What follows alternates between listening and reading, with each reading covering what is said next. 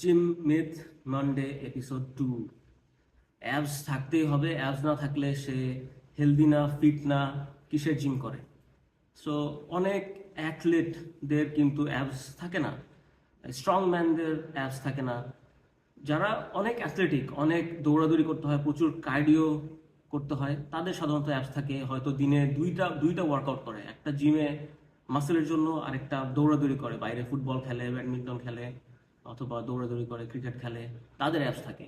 So ABS অনেকের easily হয়, অনেকের হতে অনেক সময় লাগে। তো অনেকের অ্যাবসের লেভেলে ফ্যাট কমাতে কমাতে শরীরে আরও অনেক সমস্যা দেখা যায়। হাড়ের জয়েন্টে ব্যথা চলে আসে, কারণ জয়েন্টে ফ্যাট না থাকলে ঘষা লাগে, ব্যথা হয়। আরও অনেক সমস্যা হয় শারীরিক, ঘুমে প্রবলেম হয়।